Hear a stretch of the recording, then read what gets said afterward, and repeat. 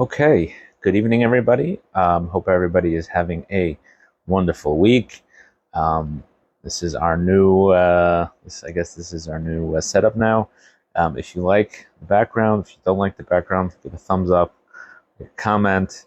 Um, like we said, there's opportunities now to sponsor one of these classes.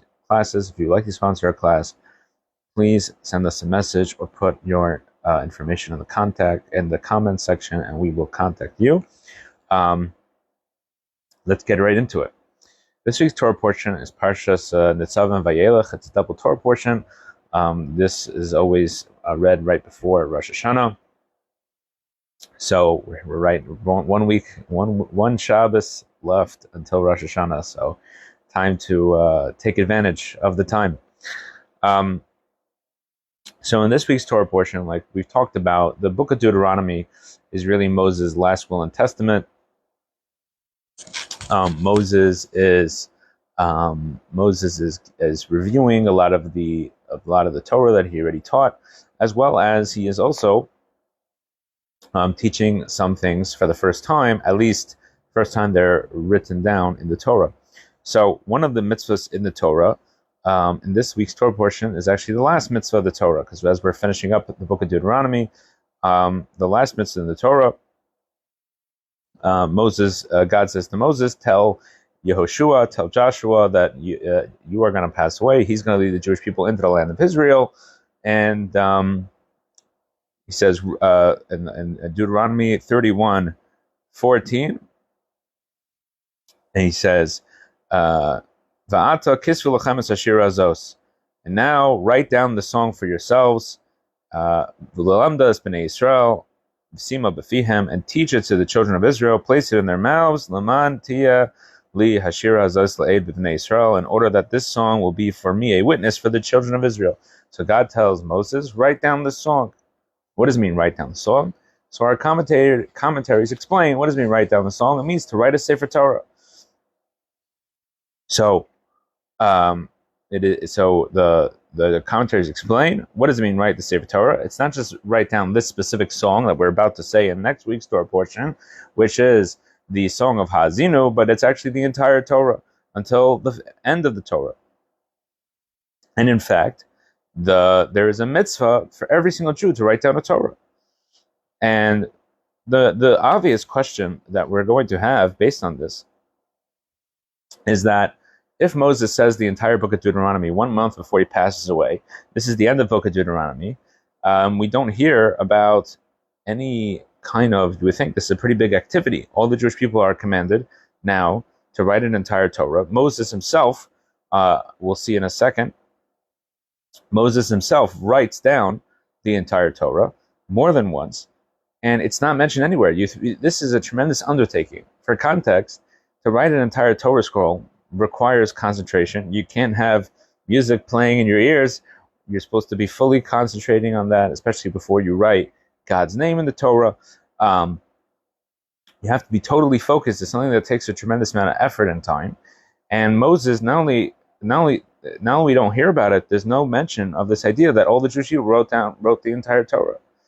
And even though Moses says there's a mitzvah to write down the entire Torah. Now, we'll get to, and again, this must have been just weeks before Moses passes away. And not only that, Moses, after Moses passes away, they wait 30 days for the mourning period of Moses to be finished, and the Jewish people cross into the land of Israel. They cross the Jordan River, and there's no. You would think that if there was a mitzvah for them to write the entire Torah they had just been given, they would have waited. It takes more than a month to write an entire Torah. All the Jewish people would have waited, and they would have written the entire Torah, and there would be some sort of explanation about this. Oh, they were getting animals and getting parchment ready and preparing ink, and there were study sessions about how to write a Torah scroll properly, how to concentrate on God's name. No, none of this is recorded. And in fact, it says, we'll get to about Moses himself writing the Torah. Hold on one second. When we'll get to Moses himself writing the Torah, let me just get the source over here. Moses writes the entire Torah in also this week's Torah portion. V'yichtav Moshe Torah azos. Moses writes the entire Torah. Vayidna lakohanim b'nei Levi hanosim es Aaron bris Hashem v'al Israel. And he gives it to the priests, the descendants of Levi, who carry the Ark of the Covenant of the Lord, and all the elders of Israel. So we see Moses himself writes the entire Torah, which must happen post this commandment. And Rashi himself comments on this, and he says that Moses writes the entire Torah. He gives it to the tribe of Levi, and all the other Jewish people say, "Why are you giving it to the tribe of Levi?" The tribe of Levi is going to say the Torah is only given to us, and it's not given to the rest of the Jewish people, and they're going to hoard it. And Moses rejoices, and this is what it says in this week's Torah portion: Hayom hazeh niyeh la'am. On this day you became a people, right? So Moses says, "This day you became people because now I see you want to have a connection to God," right? So we see here that Moses wrote the entire Torah. And now we go further. We find the Medrash. The Medrash says as follows. Rabbi Yanai said that he wrote 13 Torah scrolls. 12 he gave to the 12 tribes, and 1 he placed in the ark as a control against forgeries. So if anybody would say that they have a different version, you could always open the ark and take out the Torah scroll written in the ark. So we see here that Moses wrote 13 Torah scrolls in this short period of time, weeks before his passing at maximum, maybe days. So how is it possible that, number one, all the Jewish people wrote the Torah after being given this command? Surely they follow this commandment. Number two, how is it possible that Moses himself, in a few weeks' time, would have written 13 Torah scrolls and given them to the Jewish people? So one answer, an answer that is proposed, is that Moses used a Kabbalistic formula to make the quill write on its own, like almost like a robot. The problem is that a robot writing is not kosher for a Sefer Torah. And obviously, not a robot. It has to be done by human. But even using this Kabbalistic formula, if a person that looks like the person is holding it or whatever it is, I'm not a Kabbalist. The whole point of these mitzvahs is to affect the world. God gave us the mitzvahs in our physical realm, in our physical world. It would be quite a stretch to say that Moses fulfilled the mitzvah, so to speak, improperly by having this Kabbalistic formula, when we know a mitzvah has to be fulfilled using natural means. That is why God gave us the Torah. We use natural means. We use parchment made from animals. That's part of nature. We use ink made from certain herbs, etc. All have to be natural products. So how could it be that Moses would use the Kabbalistic formula? So that obviously is not a plausible answer. So in order to understand this, we're going to open up. Sorry, I'm just moving some of my sources over here. Got a little mixed up. We go to Exodus 24, verse 3. And it says as follows. Moses comes and tells the Jewish people all the words of God. And all the laws.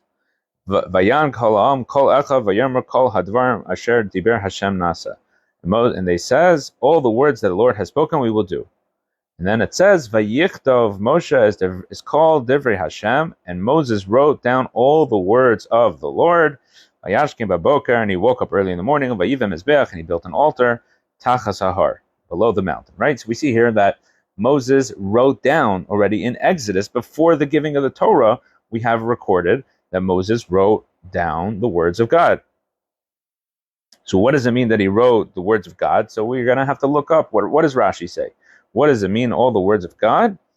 Moses wrote from Genesis until the giving of the Torah, and he wrote the mitzvahs commanded at Marah. Marah was one of the stops that the Jewish people made before they made it to Sinai and Mount Sinai, and over there they were commanded about Shabbat. They were commanded about some other laws. So the Jewish people already had some mitzvahs that were given in Egypt and they were given in Marah. So Moses wrote down the entire Torah from the book of Genesis, which obviously happened way before the giving of the Torah, through the Exodus story, and he writes, and the splitting of the sea, and the mitzvahs that were given in the Marah.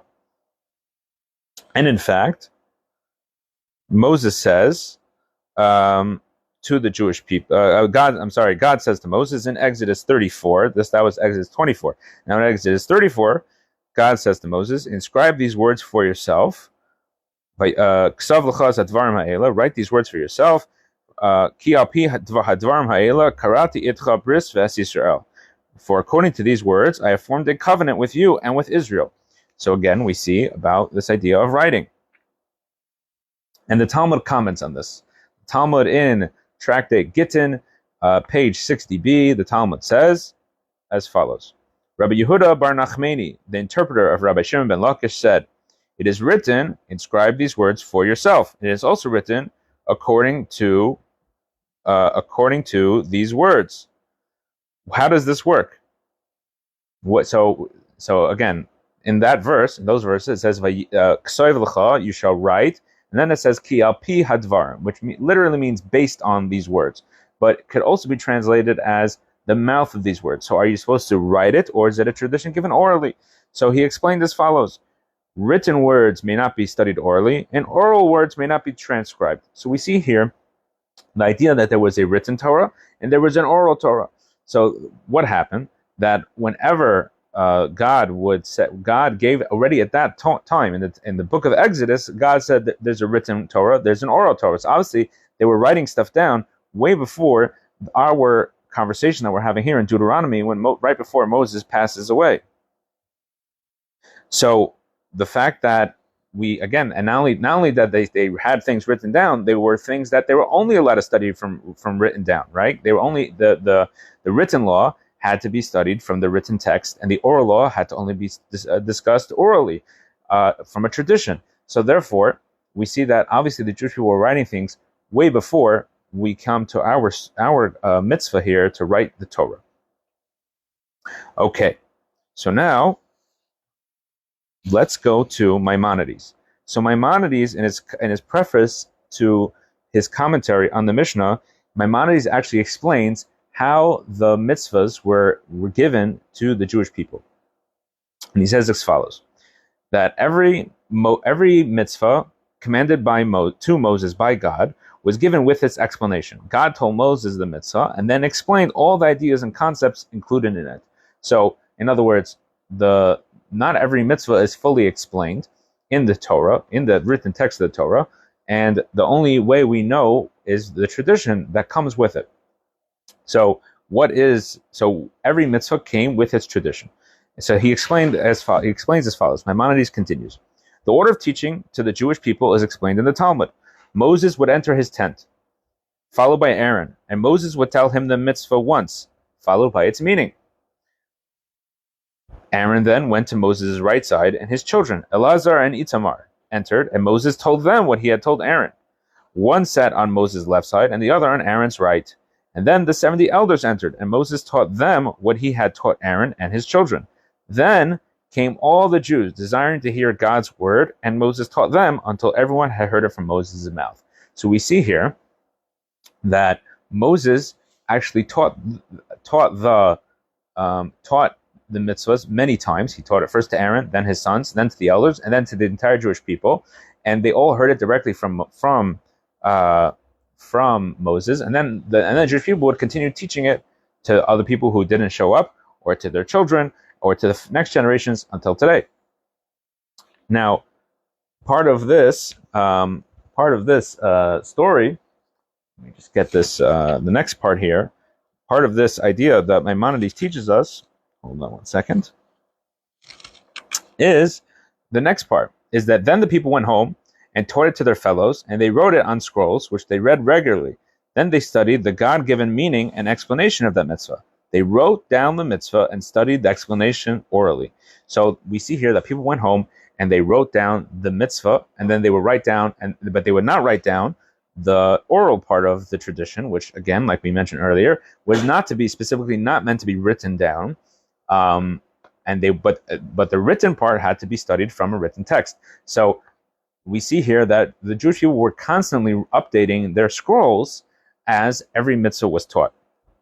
So we see here that when it comes to this commandment, when Moses says to write down this song until the end, until the end of the Torah, all they had to do was write from that point, from when Moses says to write this, which is again is the end of Deuteronomy. So they just have to write a few parshas left, and the same thing for Moses. When Moses is writing 13 Torah scrolls, he already had written all the way. We know he already written until the whole book of Exodus, the whole book of Genesis, and part of Exodus.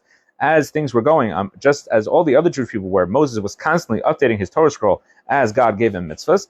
And then, when God tells him, write down the Torah scroll, all he had to do was finish it till the end. And then he gives the Jewish people 13 Torah scrolls, as we mentioned. And every Jew had an opportunity to write down the Torah, because they had been writing it down from then until they received this mitzvah. All they had to do was finish it, which is not as time consuming as writing an entire Torah scroll. So now we understand how it is possible that the entire Jewish people could fulfill this mitzvah, and Moses could write 13 Torah scrolls in a short amount of time, because all they had to do was update their Torah scrolls and get it to the finish line. So now that we explained how it was possible for the Jewish people to write their Torah scrolls, and it was possible for Moses to write 13 Torah scrolls in a short amount of time, the obvious question is, how come we don't write a Torah scroll? Maimonides says in his book of laws that there is a positive mitzvah for every Jew to write a personal Torah scroll. As the verse says from this week's Torah portion, now write down the song. And the Code of Jewish Law as well writes this obligation that every single Jew has to write a Torah scroll. However, we don't see this being practiced in practice, right? Even the greatest Torah scholars and Torah authorities did not write a Torah scroll. In fact, the Lubavitcher Rebbe spoke about this, and he says that he himself, his father was a tremendous Torah scholar, and the Rebbe says that his father never told him to write a Torah scroll. In fact, his father himself never wrote a Torah scroll. He never saw this being taught. So how is it possible that there's a positive commandment to write a Torah scroll and we don't see this being done? So in order to understand this, we're going to bring an idea from the mitzvah that's coming up, God willing, the mitzvah of on Sukkot. We have a mitzvah to have a lulav and an esrog. Now, in the mitzvah of a lulav and an esrog, the Torah tells us that you has to belong to you. The verse says, "L'kachtem lachem bayom harishon," that on the first day of the holiday you shall take for yourself. So the word for yourself, our rabbis tell us, this means that you must own the lulav and esrog on the first day of the holiday specifically. So how is it possible? So traditionally, everybody buys their own lulav and esrog, but many communities over the millennia did not have the opportunity for every single individual to own a lulav and esrog. There were also obviously many times there were individuals who did not own a lulav and esrog, and they would do is they would give it as a gift to their friend, to their neighbor, to their fellow community member, and they would say, "This is a gift to you on condition you give it back to me," in order that they should be. And then for that moment, when you do the mitzvah, it belongs to you. Now, when it comes to but you had many times over the millennia where you had an entire community would buy a lulav and an esrog, and until today, it's something that's very commonly practiced, where the community, in addition to individuals buying a lulav and an esrog, the community buys a set for the community, and then every single person it's given to, they are able to fulfill the mitzvah in the fullest, because what we say is that the community bought it for you, and a communal property also belongs to you as an individual. So therefore, it's possible for every single Jew to fulfill the mitzvah of lulav and esrog by owning it for that time that they do the mitzvah. And the same thing applies here, that we see that even Moses himself wrote 13 Torah scrolls. Those were not individual Torah scrolls. So we see already from the time of Moses the idea of a communal Torah scroll. And this is something that obviously is practiced till today, where communities have Torah scrolls, because every community needs to have a Torah in order to read from the Torah on Shabbat and holidays and Mondays and Thursdays, etc. So every community generally has a Torah scroll, and that Torah scroll belongs to the entire community. So and this is, again, like we said, is a tradition going back to Moses, where Moses wrote a Torah scroll for every tribe. So by everybody participating in the community Torah scroll, a person can fulfill this mitzvah of having a personal Torah scroll.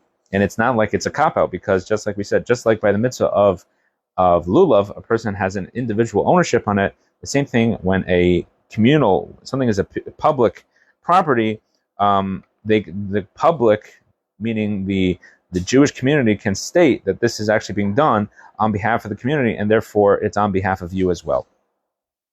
So, therefore, we'll just mention that there's something, till today, this is something that's done. Every community has a Torah scroll, and when the community will write a Torah, it's not a very expensive project. Many people in the community will chip in, and by chipping in to this project, they will be participating not just in, like, the community is writing on their behalf, but also they will be, putting their monetarily contributing towards this. It's a tremendous mitzvah, and the last mitzvah in the Torah. And one thing that the Rabbi also established was that the public Torah scrolls that were made specifically for this reason, for this purpose, in order that people could do this mitzvah by purchasing a letter in a Torah scroll. This is something that is still practiced today. You can go to unityletter.com for adults, and for children under bar bas mitzvah, kidstorah.org. Those are both wonderful websites where you can purchase for minimal amounts. For Kids Torah, it's only $1. It's a very special thing, where these are Torah scrolls that have every single letter has been purchased by a child or an adult on behalf of a child under bar bas mitzvah. They just completed, I believe, the 8th Torah scroll in Israel for the purpose of the children's Torah scrolls, and it's also a way to connect with Jews throughout the world and fulfill this tremendous mitzvah. And like we mentioned, there's also for adults, unityletter.com. It's also a wonderful initiative in order that adults can fulfill this mitzvah by purchasing for minimal amounts, purchasing a letter and a Torah scroll, something that in your community you might be aware of. Yeah, they're writing a Torah. It's always a wonderful thing to participate financially in any way possible.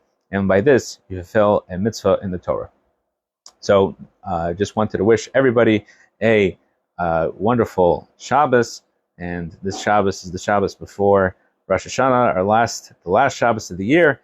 And wishing everybody a Kasiva v'Chasima Tova, Shana Tova Masuka. Everyone should be written and sealed in the Book of Life, and have a happy and sweet New Year. Looking forward to seeing you one last time next week before Rosh Hashanah.